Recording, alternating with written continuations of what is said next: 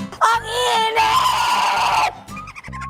Sa gitna ng pagtira sa labas ng bahay, ang mga housemates ramdam na ramdam ang malaking pagkakaiba nito sa komportable na ng buhay sa loob. Kami yung housemate! Charis, bisita sila dapat sa aircon. Hindi, sa amin hindi. Ilang saglit pa, Uy! Kita namin yun, Fiang! Pasimpleng smell check. Babasain. Siyempre! Kuya, bakit ganito mga housemate na dinadala mo dito? Amoy ka, amoy mo. Amoy mo na. Wala nga tayong sabon eh! Bakit parang...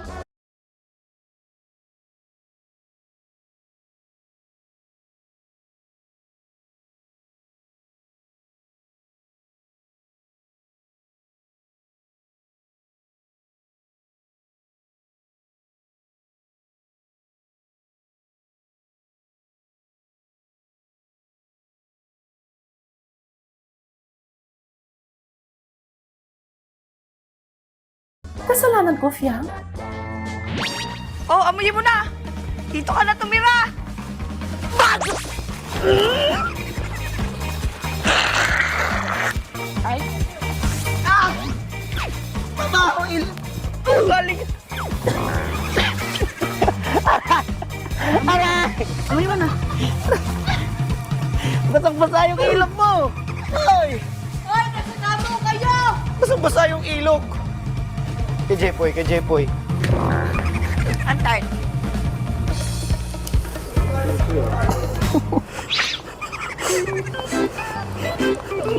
Layot, ang baho ko nga. Nababahan tao, kaamoy natin. Uy, anong kamoy natin? Ang kapal na mukha mo. Kaamoy mo yung mga ano eh, yung mga dayon-dayon ng basketball. Uy, ang kapal na mukha mo! Tapos uuwing talo.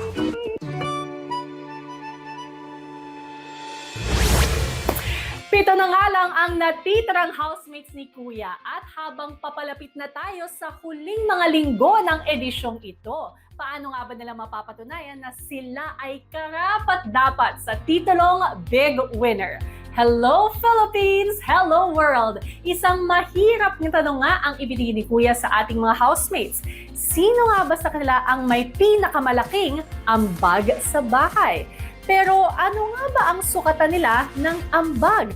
At ano ang kinalaman ng tanong na ito sa papel at pagsubok ng mga house challengers sa kanila? Pilipinas at Team Online, ituloy natin ang kwento. Matapos ang katuwaan ay isa-isa na ngang pinatawag ni Kuya ang mga housemates para sa isang seryosong desisyon, ang mamili kung sino sa kanila ang dalawang may pinakamalaking ambag bilang housemate. Isa-isa munang inilatag ng mga housemates ang kanilang basehan sa kanilang mga mapipili. Para sa akin ho, ang kahulugan ng housemates, kuya.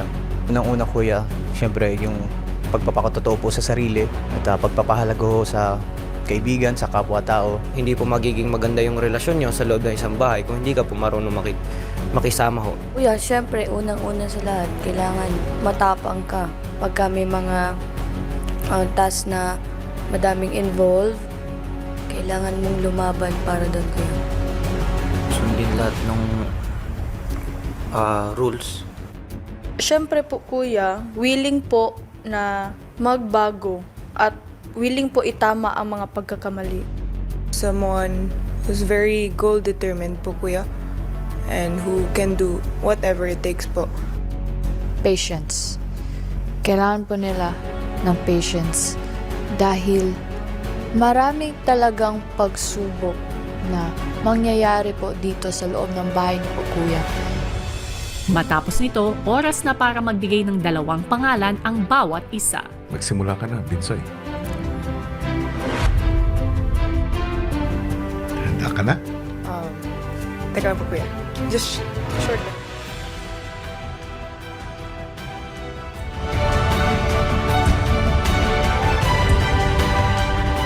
Final answer?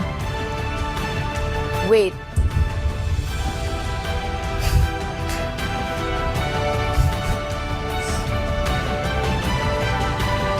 Okay, hindi po. I-exchange ko na lang kuya.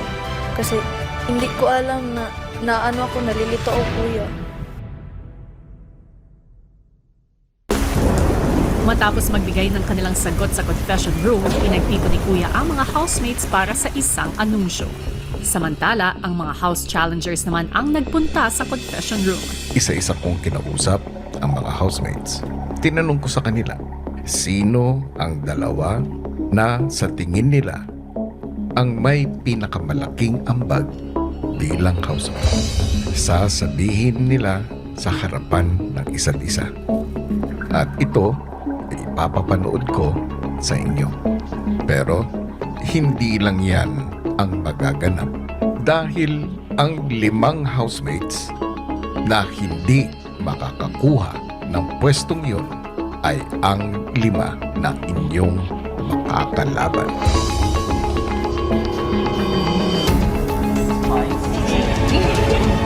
Sa may pool area, sinimulan na ni Colette ang pagbahagi ng kanyang mga napili. Ang napili ko, si Una, si Binsoy.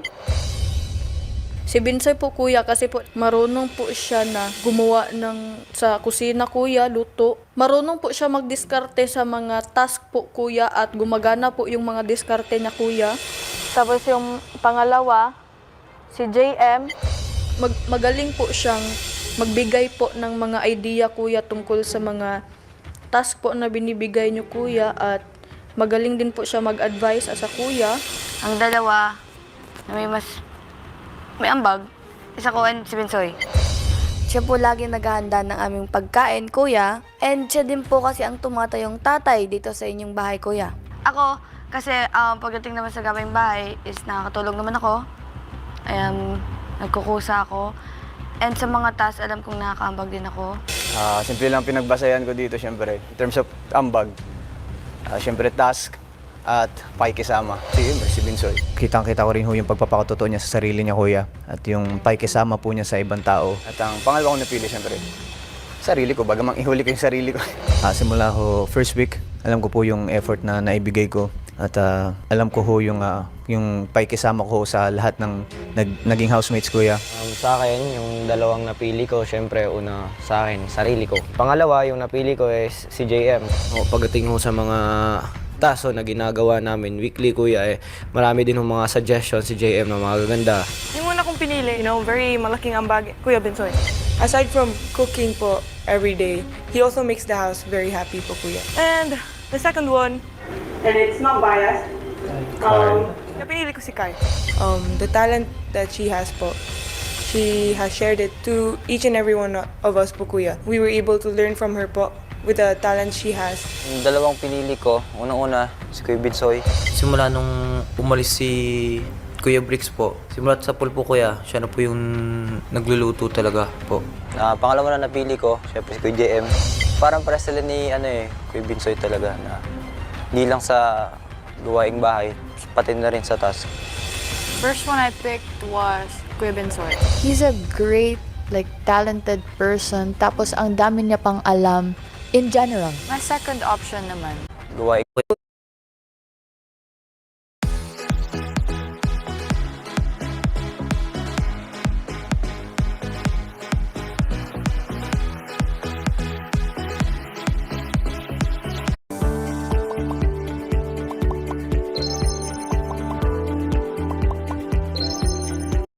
Hindi po. I-exchange ko na lang, kuya. Kasi hindi ko alam na ano ako, nalilito ako, kuya. Matapos magbigay ng kanilang sagot sa confession room, pinagtipon ni Kuya ang mga housemates para sa Binsoy. Aside from Spots namin, kuya. Siyempre, kuya, may kailangan kaming gawin para maibalik yung spot. So, kailangan mas tumapang ako. I want my flag up there po talaga. Pero we have to put it down kasi we don't deserve it pa. We have to fight for our spot. Mula sa sandaling ito, ang 5 pwesto ninyo ay nanganganib sa aking bahay.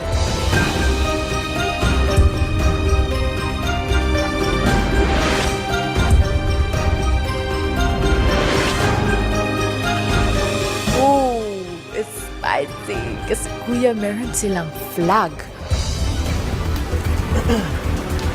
5 kami kuya na yung mga flags namin are down, hindi nakatayo. And I saw them and then in my head po kuya, I was just saying na my spot is mine po talaga. Housemates, nasa inyong harapan ang mga dati ninyong kasama at ex-housemates ng aking bahay. Sila ngayon ay nagbalik bilang mga house challengers na hahamon sa inyo at sila ang may hawak ng aking bahay. Mas nananaig po talaga yung pagiging competitive ko. Hindi ko po talaga i-give up yung spot ko po, kuya. Ngayong linggo, 2 house challenges ang inyong paglalabanan. At tanging ang 5 housemates na mayroong pading bandila ang maaaring makilahok dito. Hindi naman ako nagulat kasi may kutob naman ako sa simula pa lang kuya. Na hindi ako naniniwala sa sabi ni Ate Jess na bibisita lang sila. Ang bawat isang house challenge ay may nakataya 50% ng inyong weekly budget. Siguro din kuya dahil din po sa eagerness kuya na ibalik ulit yung flag kuya, kaya excited po akong makipag-challenge po sa kanila kuya. Pero bukod dito, nakataya rin ang mga pwesto ng 5 housemates na ang bandila ay ibinabana. Welcome mga Maya-Mayan! This is a new Maya user exclusive. Gusto mo bang i-save ang iyong favorite housemate and save money? Join now and vote to get 100 peso cashback. How? Step 1. Sign up to Maya at i-upgrade ang iyong account. Step 2. Itap ang PBB icon at bumili ng 100 peso vote. Step 3. Tap claim to get your 100 peso cashback. Save a housemate. Save your money. #save with Maya. Maya, ang bangko ng housemates ni Kuya. Download now. Mga Maya-Mayan, narito na ang update sa nagaganap na botohan. Meron ka pang oras para mag-save ng housemates with Maya. Matapos ang anunsyo ay bumalik na ang house challengers sa loob ng bahay. Diba yung mga mukha ko nila kuya, parang gustong-gusto na talaga nila agawin yung spot kuya, yung mukha nila po. Housemates, Yes, Kuya. good luck. Thank you po, Kuya. Ang housemates tila labis ang pagkabahala sa narinig na balita. Anong pinagbasahan ni Kuya? Bakit sila yung nilagay sa challenger? Mukha ni kuya nung mukha ni kuya pa. Ayun natin niya, si Tris, Pin, Palaban. Kwendong watch kaya pat alam namin sila. Palaban talaga yun. Si Ate Jess. Siyempre, bagong si Ate Jess, si Jaren, lalo na si Jaren. Baka naman spice lang. Kasi hindi ko maintindihan. Ba't sila yung nilagay sa challenger? Eh, ang dami na ibig. Pinagpilian mo sila. May na-feel ho akong kaba na at tension ho. Kahit ho sabihin kung nandun pa rin ho yung bandera ko, eh, may na-feel po akong kaba para ho sa mga kasama ko kuya, sa mga kapwa ko po housemates. Kasi mas magandang eagerness din. Baka kasi mamaya, spice lang pala. Hindi pang pahirap na. Wala naman pala kukulang spot. Sa loob ng bahay, kausap naman ni Kuya ang house challengers sa confession room. Mahalaga ang mga opinyon ninyo. Dahil sa lahat ng mga nanonood, kayong 5 ang tumira talaga dito. Gusto kong kunin ang opinyon nyo tungkol dun sa 2 may pinakamalaking ambag bilang housemate. Sina JM at si Binsoy. From my experience being in your house, I definitely agree with Binsoy having the most ambag in the house, because wherever you put Binsoy, he really put a lot of effort into it, whether it is in the kitchen or in a task. Disagree po ako kay Kuya JM kasi I think mas deserve ni Fiang kasi po mas madami siya na ambag, hindi lang sa chores kundi pati sa mga task. Kuya! Bakit ganito? Enjoy mo lang. Enjoy it. Dahil tatayo yung akin bukas. Amin. Ex-housemate na sila. And kami po yung mga housemate niyo, kuya, so mas deserving po kami dito na manatili pa sa inyong bahay. Kasi kuya, lumabas na sila. Doon na lang sila sa labas. Sabihin natin ganun lang. Spice lang yun. Na hindi pala tunay ganito. Hindi ako. Tapos natalo ka. Hindi. Nakakayang nananatili ka dito tapos natalo ka ng evictee. Yun nga eh. Ilaban Pero ako ang sa gusto lahat ko. nun. Oo, kayo na sir. Gusto ko din katapat ko siya. Nakaganyan lang kami sa isa't isa kanina nga. Gumagano'n siya. Gumanyan din. Nakita ko. Tagal tumitig yun. Nakaganyan. Bakit? Titigan ko din. So what if you guys get exchanged with one of them? So it's true they can be a housemate again. Baka. I wonder why it's them. Yung Out of all the ex-housemates, who do you think has pinaka yung mga po. Hindi, baka mas marami. ambag? Ambag din. In terms of everything. Ha? Wedding. Ikaw, wedding. Dongpat. Sa taas. Sige, dongpat. Kay Binsoy, I would definitely agree because during my stay inside your house, Kuya, tumutulong naman po talaga siya in general when it comes to cleaning the house and sa tasks. But I would like to disagree when it comes to JM. I would definitely pick Rain over JM since for me, siya po yung underrated housemate na natitira po sa bahay niyo po. Disagree po ako na si JM po yung isa sa napili nila. Dahil kung may mas deserving po sa spot na yon, siguro po si Colette or Fiang po. If I tatanungin, who would you want to go against? Therese. Ikaw. Ay, ikaw. Therese. Why? I picked Jaren. Oh. Right? Siguro ako kasi pa siya nakalaban. Ako din. Ako. Oo. Okay, Jaren. Jaren, kasi That's smart. I feel like he's a, I explain it, he's a good sport. Parang naiintindihan niya that this is for something. And whether you take it this way, parang na-understand niya na why you did that in the first place. Hindi pa man humuhupa ang mga emosyon ng housemates ay isang task muli ang ibinigay ni Kuya sa House Challengers. Ito ang inyong susunod na task. Gusto kong masubukan ninyo ang dalawang may pinakamalaking ambag daw na sina JM at Binsoy. Papapasukin ko silang dalawa sa loob ng aking bahay. Maninilbihan silang dalawa. Ang task nyo ay simple lang. Akitin sila na manatili sa loob ng bahay kasama ninyo. Ang housemates, usap-usapan pa rin ang naging sitwasyon nila at ng House Challengers. Di ba dapat kung challenger sila, di sila maghihirap para makuha yung spot natin sa loob? Eh, ba't tayo nasa labas? Tayo yung naghihirap para makuha yung spot natin. This is unfair. It's not unfair. Diba? It's not unfair. I understand why others would think it's unfair. Oo, kasi evicted na sila. We're here naman din for a reason. It's fair kasi we stayed. So, it's only right that we have to ipaglaban our spot. In my opinion po, Kuya, parang okay lang. I feel like we're here naman din for a reason. If karapat-dapat naman talaga tayo nandito, then we will stay here. Kaya it's fair. By. Kukunin yung spot ko. Hindi, sige, sa inyo na! Naminado naman ako eh! Ha? Yung bagos niya, di ba? Sa inyo na! Pagod na ako! Sa loob ng bahay, nag-umpisa na sa pagpaplano para sa kanilang task ang House Challengers. So, paano tayo maglalatag? Sige, kay Binsoy, given papalabasin natin yung pagiging kid at best friend niya with Jaren. Hindi naman yan super challenge kay Jan. No, this is quite easy actually. So we had a plan, Kuya. So we were pinpoint who is Binsoy and JM close to dito sa Kaamin's House Challengers. So we had to use that as an advantage. Normal lang eh. Tapos kayo ang gagawin nyo. Aasarin mo lang. Ayun. Jasam.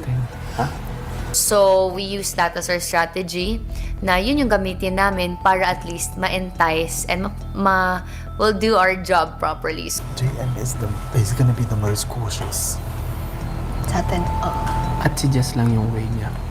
para lang siyang bunso. Wala siyang pakialam sa atin. Swear. No way, JM. He would really choose outside. Yeah. Ako din, naiisip ko din yun. Alam mo, That's why you need to entertain him nga. I know na he's gonna really choose outside. Basta tandaan natin, wais silang mag-isip. Maya-maya, ang pinag-uusapang sina JM at Binsoy ipinatawag ni Kuya sa confession room. JM at Binsoy, Yes po, kuya. bilang nahirang na dalawang may pinakamalaking ambag sa housemates, isang task ang ibibigay ko sa inyo. Gusto ko magkaroon kayo ng ambag sa House Challengers. Nangangahulugan ay makakapasok kayo sa loob ng bahay ko. Aba, ayos ba, JM? Naku, huwag kayong pakasisiguro, housemates.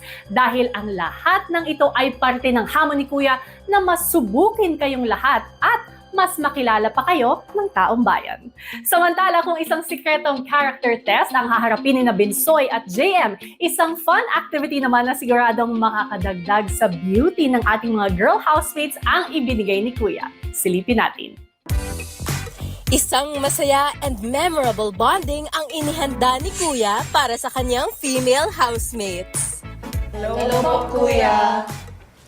Housemates, ngayong gabi ay nais kong magbahagi kayo sa isa't isa ng inyong mga makabuluhang kwento tungkol sa pag-abot ng inyong mga pangarap. Stories wherein you felt empowered to strive for more in life. Good luck. Ang girls excited na pumunta sa task room para simulan ang kanilang fun bonding. Oh, hello. For me, I feel the most confident, most empowered when I'm doing something I love doing, which is performing. I love performing talaga. Kaya I feel talaga confident and empowered whenever I'm doing something I love doing.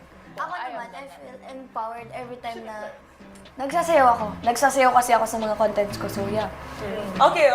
It's, you know, the band, yeah, I was in a band. I lost my voice. I was like so pressured, I felt so many things. Tapos at the end, I performed and I sang. And ayun, may lumabas namang voice. It was raspy, so like, they actually loved it pala and we were champion! Oh my God! So yeah, that was it. I felt very empowered, confident, and ayun. Sa akin, when I feel empowered, nung binigyan kami ng task ni Kuya para sumayaw, naging performer ako doon, which is yun ang pangarap ko. Feel the most empowered and confident with a good hair while performing. Am I right? Lalo lang ginagawa. Am I right? You're right. We have that in common talaga, all of us. Matapos ang kwentuhan, muling ipinatawag ni Kuya ang girls sa confession room. Housemates, para matulungan kayong mas maintindihan at maalagaan ang inyong buhok, may hair science experts ang bibisita ngayon para ihanda kayo sa isang challenge. Good luck! Hi, I'm Danny. I lead the Unilever Research and Development Team. Ako yung hair scientist niyo. Kasama ko si Nesty. Ay, upo kayo. Mag-share actually kami ng mga hair science at saka hair care tips. Alam niyo ba kung ano ang sekreto ng cream silk? Gumagawa kami ng mga produkto, ng mga technology. Talaga na para mag-evolve kasama ng mga Pilipina. O, sino ba dito na gumagamit ng conditioner? Ako po. Kayo? Yeah! Okay, mabuti. Okay, so ang conditioner, ginagawa namin ng cream silk conditioner na nakakaganda ng labas at may nourishment siya para magpasok na nutrients sa loob. So, para mas ma-gets ninyo yung science ng cream silk, magpapakita ng experiment. Dala namin to galing sa laboratory namin. So, yung una, shampoo lang, pero lalagyan natin ng buhol. Sa pangalawa, di ba, nag-shampoo na siya, kumuha siya ng cream silk conditioner at nilagay. Pagka nag-damage, importanteng parehas na conditioner at treatment na ang gamit ninyo. Banlaw. Okay.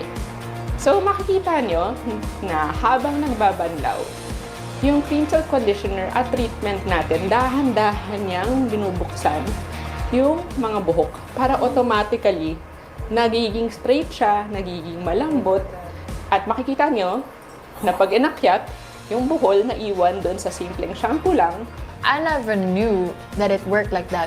You can actually tell the difference of which hair has conditioner tapos treatment. At sa pangatlo, na kahit sobra naming bleach at dinamage, kasi ginamitan ng conditioner at treatment, natanggal rin yung buhol.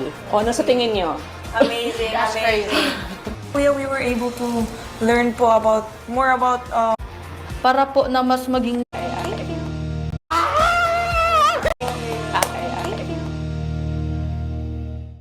Abangan bukas!